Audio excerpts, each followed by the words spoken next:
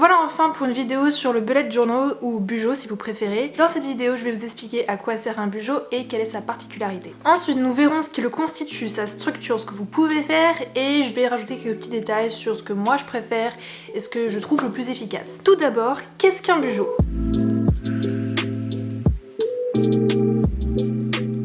Comme son nom l'indique, il s'agit d'un journal, c'est-à-dire une trace écrite de votre vie. Vous pouvez rendre ce journal le plus personnel ou plus intime si vous en avez envie, mais le principal c'est d'y mettre de façon condensée tout ce qui s'éparpille sur votre bureau. Les post-it avec des notes, les contacts, les sites, les livres que vous voulez lire, la liste de courses, etc. mais surtout votre agenda exhaustif.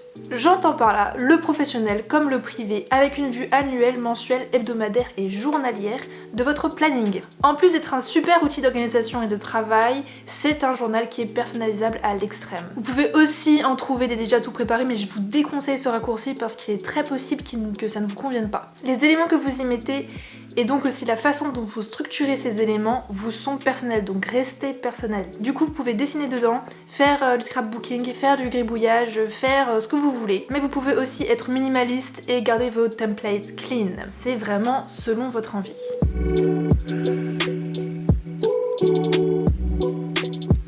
Les templates intemporels.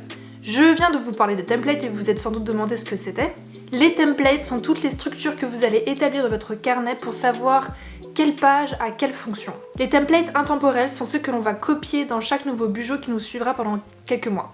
En fait, ce sont les informations que vous voudriez toujours avoir sous la main. Donc ça peut être vos codes, votre liste de livres justement, une liste de cadeaux pour vos proches, tout ce qui pour vous vous semble vital ou intemporel, d'où le nom que je leur ai donné.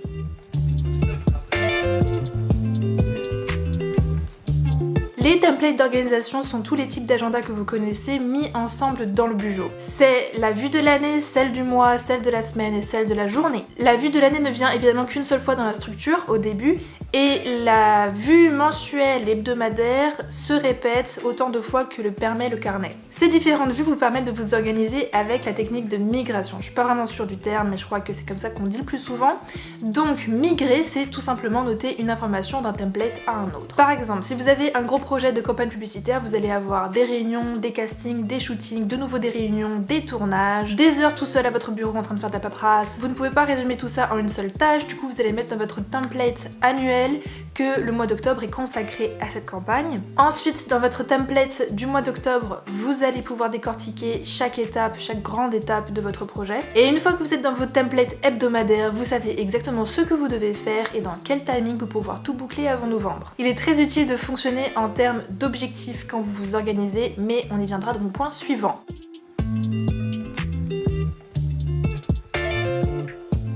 Comme dit, le bujo est un outil personnalisable, donc vous faites absolument comme vous voulez. Je vais juste vous partager ce que moi je fais.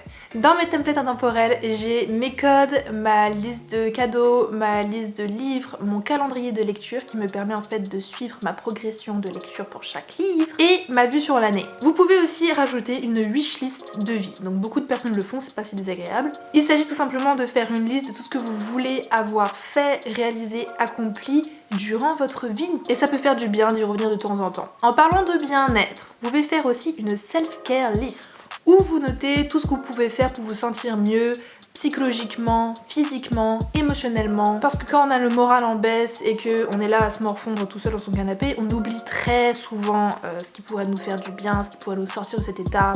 Donc voilà, petit tips. Mes vues du mois comprennent les grandes dates, les anniversaires que j'ai fait migrer depuis ma vue de l'année. J'y rajoute également les rendez-vous qui ont été fixés et les plages temporelles. Les plages temporelles peuvent être migrées de la vue de l'année à la vue du mois à la vue hebdomadaire. C'est quand vous sélectionnez une période avec toujours la même couleur par exemple pour signifier qu'il y a un événement qui se prolonge sur plusieurs jours ou plusieurs semaines. Je l'utilise généralement pour indiquer ma période de vacances. Et outre ça, dans ma vue du mois, je peux répartir les grandes étapes de certains projets sur les 4 semaines du mois. Le truc que j'utilise et dont je ne me passerai jamais, ce sont les pages d'objectifs du mois.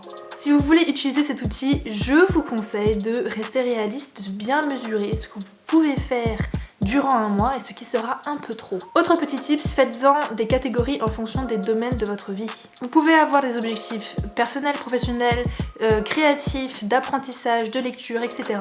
À la fin du mois, vous vous rendrez sans doute compte que vous consacrez beaucoup plus de temps à un domaine de vie et pas à un autre, et du coup vous pourrez sans doute ajuster 2-3 petites choses pour avoir un quotidien beaucoup plus équilibré. Les objectifs sont les éléments que vous pouvez migrer de l'année au mois, à la semaine, mais aussi au jour. Ce que je fais, c'est que même après m'être fixé les objectifs du mois, j'en prends certains à réaliser pendant la première semaine et je vais du coup les appeler les dominantes de la semaine. Alors je sais que ça peut faire flipper.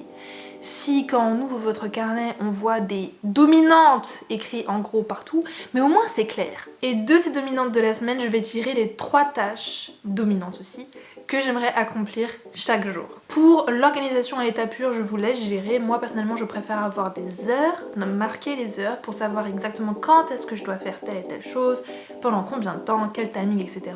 Mais je me doute que certains aiment juste de simples cases à cocher. Encore une fois, c'est comme vous voulez. J'aime aussi me laisser des pages vides entre chaque semaine ou chaque mois pour pouvoir prendre des notes, faire des listes de ce qui me passe par la tête, ou alors faire un budget prévisionnel pour la période à venir. Je ne peux pas vous parler de ce que je ne fais pas parce que ce serait une perte de temps, mais si vous pensez que ce que je fais n'est pas très fun, un peu trop minimaliste, vous pouvez très bien aller voir autre part sur YouTube. Il y a des gens qui s'éclatent à faire des templates de fou malade, des moods, ambiance avec des dessins pour chaque mois et tout ça. Genre allez voir pour vous inspirer, pour savoir aussi comment structurer votre carnet parce que chaque template peut convenir à des personnes différentes, ok. Il y a aussi des personnes qui utilisent vraiment leur bujo comme vraiment des carnets de dessin et c'est vraiment magnifique. Vous pouvez aussi faire des trackers pour quelques habitudes que vous voulez mettre en place, que vous voulez arrêter d'avoir. Donc évidemment, si vous faites plus, ça prend plus de temps à mettre en place, simplement à faire les traits et tout ça, et aussi à remplir plus de charge mentale en mode il faut que je pense à faire la présentation de mon mois de juillet, il faut que je pense à cocher le fait que j'ai bu 2 litres aujourd'hui, que j'ai lu tant et tant de pages, mais ça pourrait aussi très bien vous convenir. Donc voilà, c'est tout pour le bullet journal. Éclatez-vous à en faire un si vous voulez, ou alors restez sur des agendas papier tout à fait basiques, des plannings numériques, il n'y a pas de problème. Chacun sa personnalité et chacun ses moyens. Avant de vous laisser, je vais faire une petite parenthèse, une petite pub pour la très chère personne qui monte cette vidéo. Il s'agit de mon pote Jérém qui est maintenant freelance et qui fait du montage et de l'étalonnage et de plein d'autres choses comme ça très techniques que moi j'ai trop la flemme de faire et qu'il me faudra beaucoup de temps pour apprendre à vraiment faire au niveau où il le fait. Bref, si vous voulez faire une vidéo, pas nécessairement pour une chaîne YouTube, hein, n'importe quelle vidéo qui doit ressembler un peu à quelque chose, un peu professionnel, quelque chose comme ça, vous pouvez aller lui demander ses services, je vous mets les liens dans la description. Allez lui rendre visite, franchement ça lui fera grave plaisir. Et merci à lui pour avoir fait tout ce travail sur ma vidéo. Voilà, à très bientôt, bye bye.